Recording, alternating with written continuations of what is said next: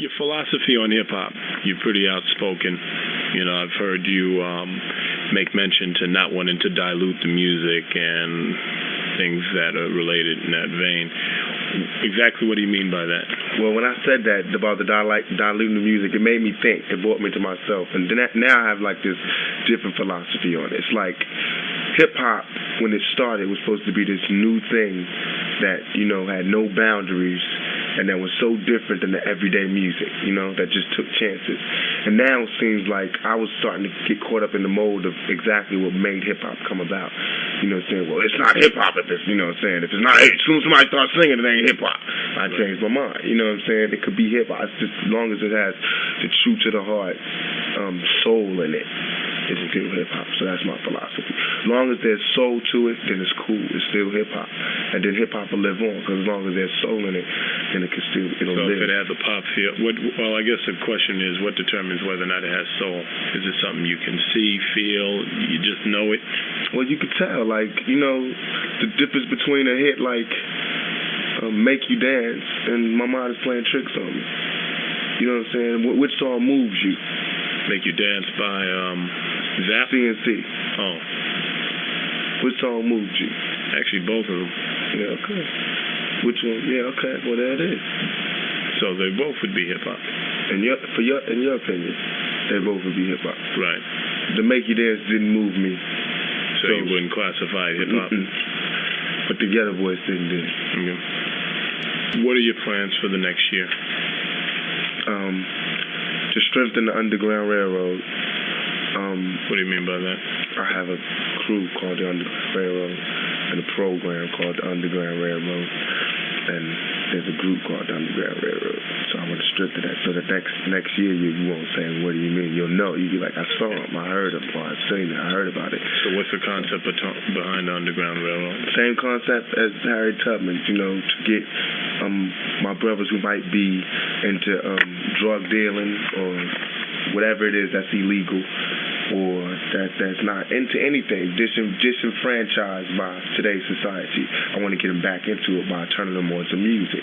You know what I'm saying? Whether it be R&B, hip-hop, pop, or whatever. However I can get them involved through the Underground Railroad. You know, and while I do that, we're teaching them to find a love for themselves so they can love other people, and they can do the same thing that we did to them to others, because they're going to find a love for themselves because we're going to teach them. Themselves. In my way, not just with a bunch of facts, but true living it. You know what I'm saying? What do you think of the Bay Area rap scene now in comparison with, say, other parts of the country? Right now, the Bay Area is like how the Bronx was in 1981. You know what I'm saying? It's like everybody's hot. They caught the bug. So everybody's trying to be creative. They're trying to make something. They're trying to make their own claim. Because in New York, it just got to be where you couldn't outdo the person that just came from New York. So now it's like, it's not really that many people to outdo. You can do something, and if it's good enough, people will remember you. So that's what everybody's doing. So that's what's that. It's like a renaissance. Jumping off. You know? Okay, New York, in my opinion, the renaissance got stopped short for a number of reasons. What do you think will prevent that from happening with the Bay Area? What do you think will strengthen the hip-hop scene here? What do you think will take away from it? Well, at the risk of sounding, I don't know, but this Digital Underground is unlike any group. It's unlike any group. I'll get at the shot because he made it so that, like, everything Digital Underground does is helping Oakland. It's helping the Bay Area music scene. And because it grows and goes to New York and gets people from all over the country, it helps the Bay Area. You know what I'm saying? Because we here. This is where we dwell at. So it's rubbing off all down here, all off on here. And more people are knowing about Oakland. Right. Seeing a different side. You know what I'm saying? Okay, so you think digital will be one thing that will strengthen the Bay Area rap scene because it brings more national attention. What about just the groups themselves and the attitude that they have towards hip-hop? What do you think it will take to keep them growing? What we have to do is not concentrate so much on a group, but more on the area. You know what I'm saying? Not just build up Too Short and Digital Underground and Tony. Like, that's it. That's the only thing that can come out of here, and keep putting them down. Let the new groups come out. Nobody wants to give them a chance because everybody's so steady talking about about Too Short and Digital Underground and da-da-da-da.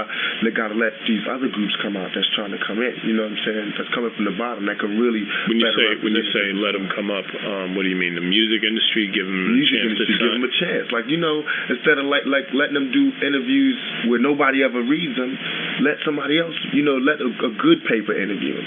Instead of having them on radios when nobody's ever going to hear them at a time when nobody's ever going to hear them, have them on, you know what I'm saying, when people can hear them and when people can get at them, when they have a better chance, just like they would do if it was Mariah Carey, you know what I'm saying? Right. Put them in a real playtime. Do you find that the Bay Area sound is being respected? You find that people are adhering to it or starting to enjoy it from around the country? Or I think that the Bay Area sound is not even finished coming out, so the more and more it's getting respected, more and more every day. You know what I'm saying? More and more. Okay.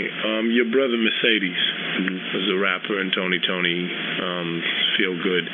What's the story with him? Are you going to team up with him? Are you teamed up? Or? He's in the Underground Railroad. He's part of that group and part of that program and part of that whole thing. He's about to come out with another guy called Dana, Slick D, Mousy.